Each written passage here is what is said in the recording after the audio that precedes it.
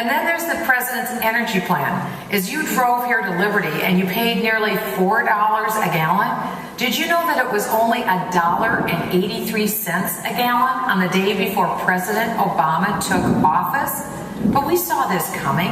That's why you've been out there at the rallies. That's why you got out the vote in November. That's why you sent a resounding message to Washington last November, even when Washington was trying to cover its ears and look the other way. And over again, you said enough. Enough with using our military for a humanitarian social agenda.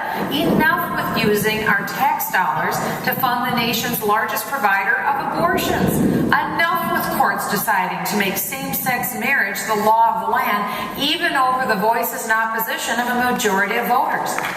Recently, I was in Iowa, where the voters in 2010 did more than just say enough. They actually acted to vote to send 3 of their state Supreme Court justices home. They didn't retain them.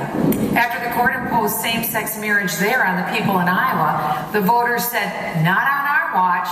It was the first time in almost 50 years that Iowans did not retain a Supreme Court justice.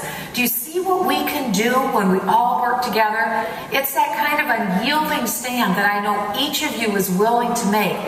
And that's why you're here. You know, one of my favorite passages in the scripture is about a woman who also laid it all on the line. You're probably familiar with this story. It's the story of Mary in John chapter 12. Jesus was sitting at the table for dinner when suddenly Mary came in. She had an alabaster container that was filled with a fragrant and wildly expensive fragrance called nard. And she cracked this alabaster jar and she broke it and she poured it over Jesus' head. And some of the people around the table wondered, what was Mary thinking? What an impulsive act on her part. All that money, all that treasure for a woman of modest means, really. Everything she had, she poured it out? And for what? What a waste. But Jesus' response was entirely different than that of the doubters who were among his disciples. Jesus said this, and I quote, "Truly I say unto you, wherever the gospel shall be preached throughout the whole world, that which this woman has done shall be spoken of as a memorial of her." Now think about that. That's an amazing statement.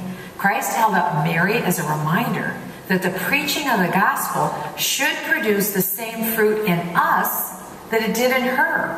That we should come back to him, that we should hold nothing back from him, and that we should pour ourselves out for Jesus.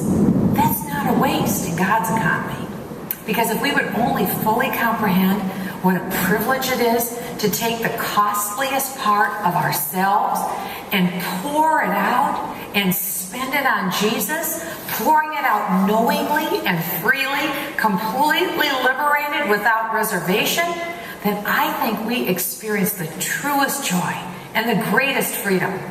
My husband and I have found some measure of that joy over the years, keeping watch out of places where they perform abortions and praying with young abortion-minded women about to make one of the most terrible decisions possible in their lives, at the most vulnerable time of their life, to snuff out a life that God created.